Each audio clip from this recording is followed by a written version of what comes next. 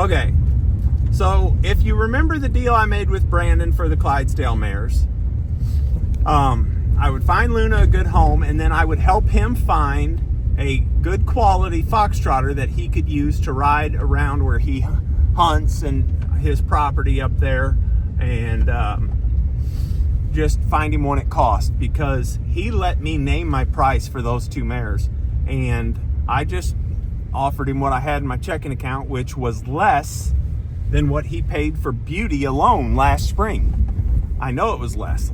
Like, because we saw I watched her sell. We were sitting by him, and I know he paid a lot for Luna too, not knowing about the canker. So he took a big hit on those. So I'm really trying to help him out and find him the highest quality foxtrotter I can for as cheap as I can. Normally I'd find a horse like this and I'd keep it for myself till it's 100% trained, and would, try to recoup my investment of time on it. But this time I'm just trying to help him out. However, where we're going, there's 2. So I'm going to try to buy a package deal, and maybe I'll end up with another good horse out of it too. And we'll see. I don't know. There's a bay filly up here that I'd like to have, because a bay and Bob could potentially produce a lot of buckskins. And you say filly, how old is she? She's 3. 3, okay. Yeah, that's right. She's beautiful. Yeah. So we're going to go see her. And the colt I'm looking at for Brandon is beautiful too. He's built really good. It's just neither one of them have ever been handled, so I'll have to work my magic on them if I can get the deal done. Okay. I just we were going out the driveway and all the horses were up here by the gate, so I thought I'd show you. Get a lot of questions about if they're getting any type of vitamins or supplements. So if you see these 250-pound supplement tubs that I give, those have protein, fat, calcium, magnesium, every vitamin and mineral you could need in that one lick tub. They're specially made for horses. Then you can see they got a brand new round bale out there, and it's a pretty fresh looking one. It's a good looking one. And I've got one on this side too for old Patty. There's Patty. She's our oldest horse. She's 25, and she loves her lick tubs. She's kind of standing guard over it right now, saying, "This is mine, everybody, back off." But let's go see these horses. I'm not going to give you any hints on what they are, but once you see them, I think you're going to like them.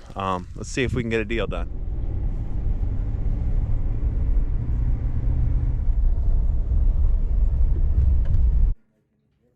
Okay, so these are the 2 we're looking at. The stud colt is on the left, back there by the hay bale, and then the bay walking towards us is the filly. He's still a stud, ain't he? Yep. You think he's got these mares bred? I don't think so. Just a little backstory on these horses for you. We actually have known the family that owns these horses for quite a few years. We bred one of our mares to their stallion years back. The couple has always raised and trained Missouri Foxtrotters, so they've always been in their lives. However, they're an elderly couple, and the man has had quite a few surgeries over the past year. And of course, with that going on, you just can't put in the same time and care with horses. So they've made the hard decision and decided that it's time to let them go. And the 2 that we are looking at are the last 2 foals that were born on their farm. Billy's not quite as tame. Same dads though, right? No. No? No. She's out of my old bay stud, and he's out of my old red roan stud. Okay. But your bay stud typically threw gentle horses. Yeah. But her grandma was a... Oh. What was her mama like? Her mama is my big champagne mare.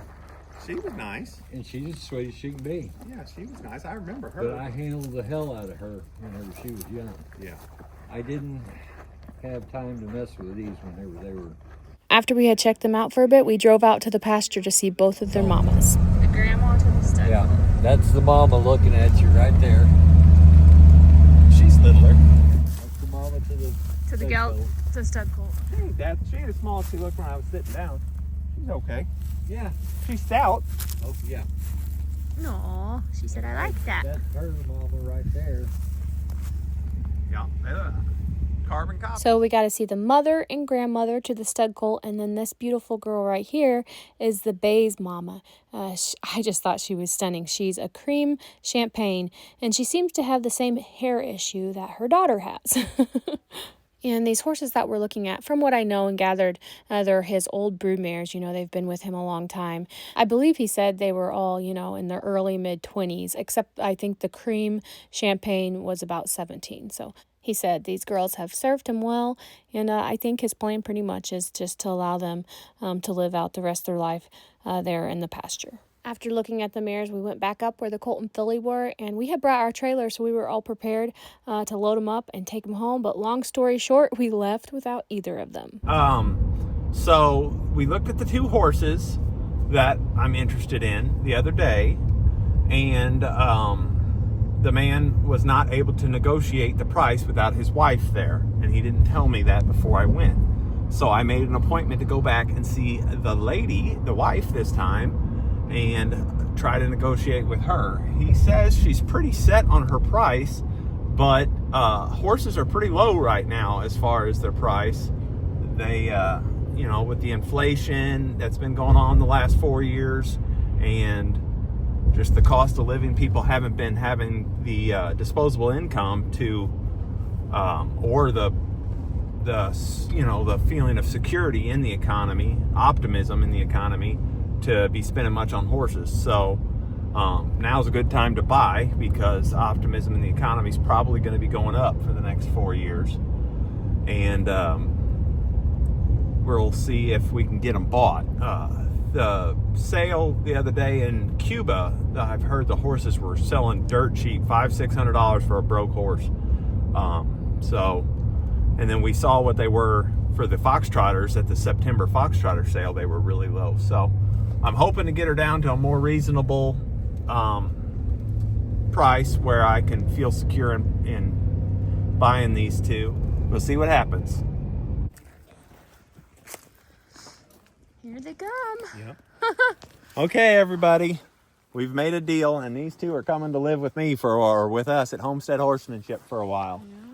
I kind of feel like calling the stud colt Junior, and I don't have any ideas on the mare yet. You're gonna name him after you? Yeah, because I want, when my buddy gets him, I want him to remember him by me.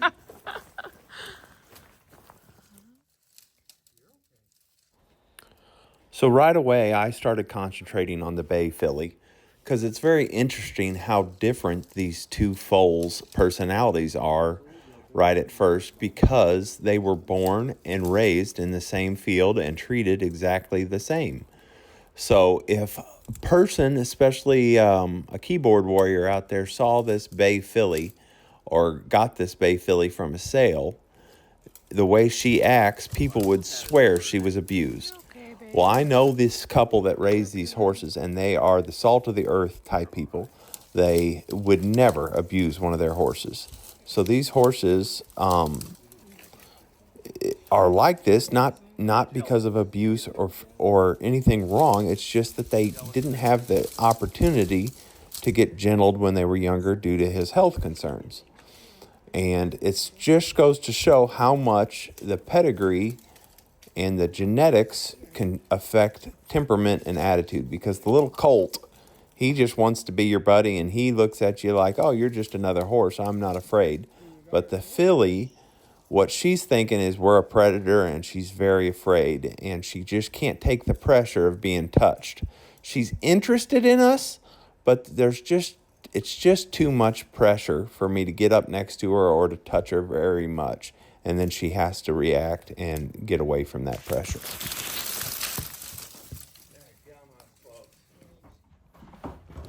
To try to stay a little safer and to increase my chances of getting her caught, we brought her up into this, enclosure, and I'm just trying to gently put the rope over her back so that I can start to move it up her head. And that way, a lot of times, a horse, like once you get a rope around them, they'll kind of surrender a little bit, because they have been caught a time or two in their life. They're not exactly what I would call halter trained or worked with, but they, they've been caught before, so she'll understand what that means to have a rope around her, and I'll be able to get the halter on her a little quicker. Of course, I'm trying to approach and then pull back, and work with her a little bit, but this isn't really a training scenario yet because it's getting dark and we have to get these horses out of these people's hair. It was a really hard decision for them to actually let us buy the horses. They used to have a lot of foals every year and raise several horses, and I'm sure when his health concerns came up, they kept these two back thinking, well, maybe I'll get well enough to work with them someday. I'll keep two back just in case. And it just didn't work out for them. So it was really hard for them to see him go, and I'm wanting to get out of there as quick as possible. So I'm not really doing a lot of training. I'm just trying to get the job done. With the colt, his personality had been kind of in your pocket and interested and snooping around. I didn't really have to worry about a fear reaction with him, so I just went up like I do it all the time and just put a halter on him, and I knew he'd be able to handle the pressure, and he did do a great job. Then I'm going to switch with the man that's selling me the horses and let him lead the colt because I kind of trust the colt to behave better, and I'm going to take the bay mare. And we're going to have Isaac and Emery stay behind, kind of, moving around a little bit to put a little pressure to help us lead them because they're not completely halter broke. All right.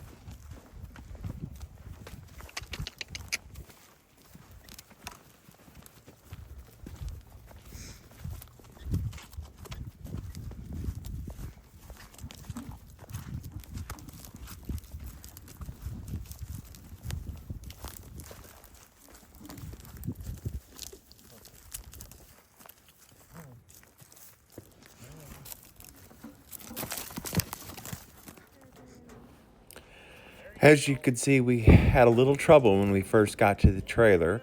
I tied her off to the trailer and was planning to just back off and let her look at it for a few minutes to get accustomed to it and sniff it out and check it out. And I hadn't really thought about it, but she's probably never been tied to anything solid before.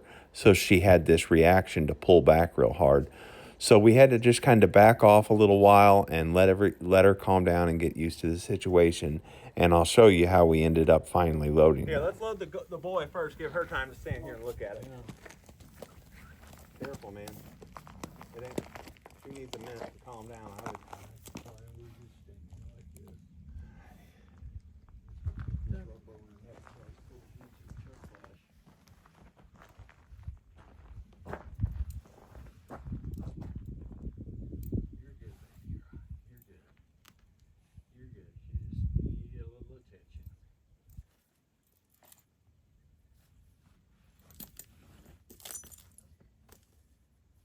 Trailer with that tied off or whatever, and that way if she does break that, we still got her.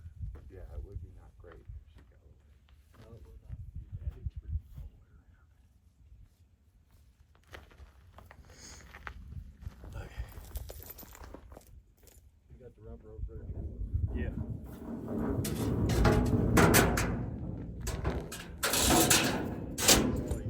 I think Brandon's getting the better end of the deal. I think Brandon's getting the better end of the deal. He's getting help. He's getting this crazy over there. He's a sweet boy.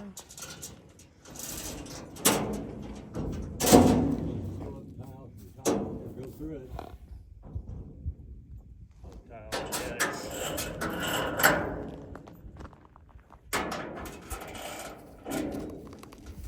That way if something happens, she's still pointed this direction. We gonna load this one? Yeah.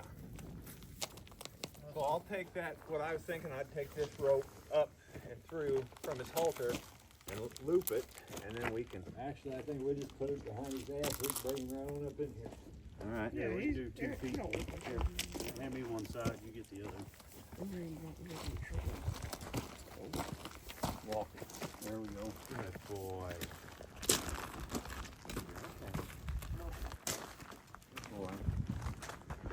Would grain work for him? He loves the grain.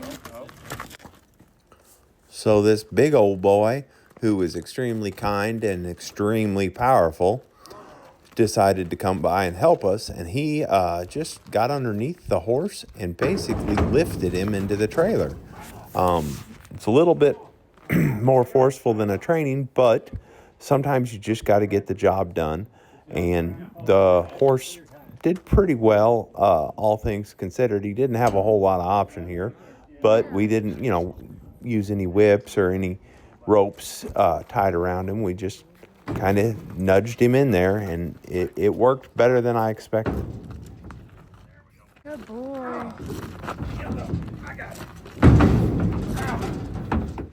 Then it was the bay's turn. A lot of times, if you can just get the first foot lifted up and put onto the next level of the platform or the trailer, then it'll kind of be more natural for them to step up onto it. So that's what I'm trying to do here. Of course, she's not trained to really lift her feet or have her feet worked with, so it was a little tricky, and she did not quite fall for that trick. But luckily, we still have the world's most powerful redneck here, and he's gonna help boost her in just like we did with the colt.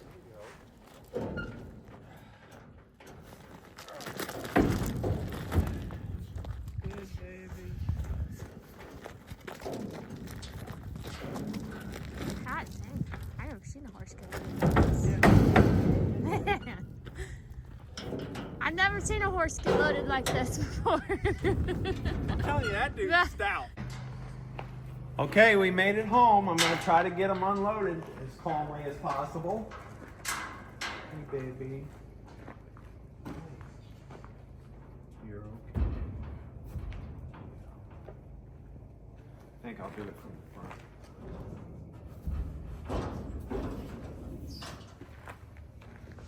Come on, baby.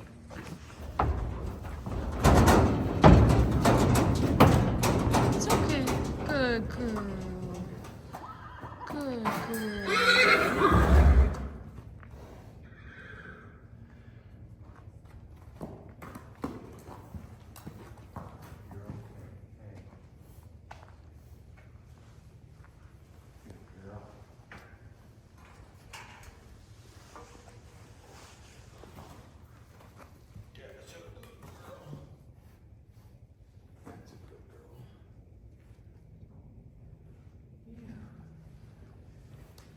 See, when she's scared, she wants to be by me, She does. which is a good sign.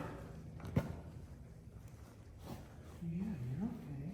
You're okay. But when she gets scared when I approach, though.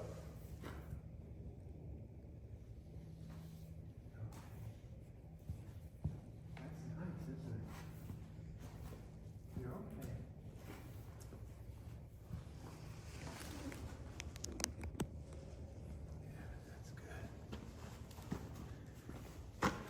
So there, what I did is I brushed her with this until she stopped backing up and accepted it, and then I walked away, and I knew she'd follow that way. See, like right here, she's backing away. I'm going to keep brushing and just be good and talk. Yeah, you're okay. You're okay. You're okay.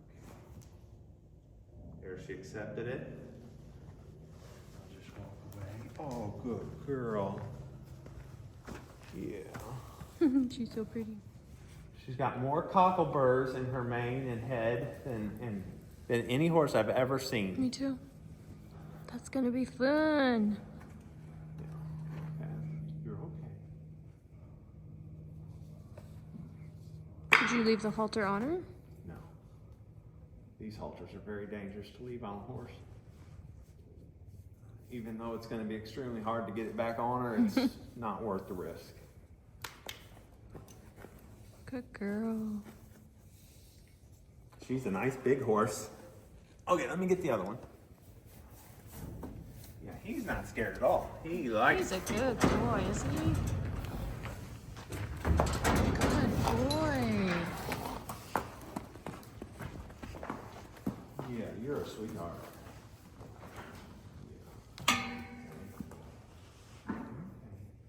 He's scared a little bit. He wants to look around. At the time of editing this video, I've worked with these horses for the next 6 days in a row, and they've turnaround that they've made and the progress that they made is really astounding. And there's going to be several more videos on that process coming up on our channel. Right now I'm getting cold. No, it's freezing. Ooh. All right, there's Junior and yet to be named. Yeah, we gotta get her a name. We don't really have any ideas. All right, start sending name ideas for this beautiful bay mare. Yep. She's awfully nice size and nice built and nice colored. Her and Bob will have a beautiful baby. And she'll make me a good riding horse. Yeah. Oh my gosh. Wish us luck on the mane. Look at that. If I've ever seen one like this in the tail. Yeah, you guys, hit the like and subscribe and follow button. And then we will show you the secret to how to get 1 million cockleburs to come out of a mane without having to cut the mane. We will show the secret once we figure it out. Oh, you do know the secret? Okay. Okay. Well, this just kind of happened really fast. I guess when one door closes, another one opens. And we have 2 new horses on the homestead. And we're pretty excited about them, as wild and crazy as they are. JR's really going to put a lot of time into them over this next little bit, gentling them down. And it's going to be fun to watch them unfold and blossom and watch their characters kind of come out a bit more once all the fear leaves. Of course, you know already that the stud colt will probably not be with us very long, just a bit while he gets the first part of his training done, and then he'll be moving on to his new home. But this beautiful bay filly is going to be with us, we're planning on for a long time. So like JR said, we need some really good name ideas. She kind of came into our life all of a sudden, so we didn't have any in our mind. So in the comments, if you have a name that you think suits her, let us know, and we will consider it.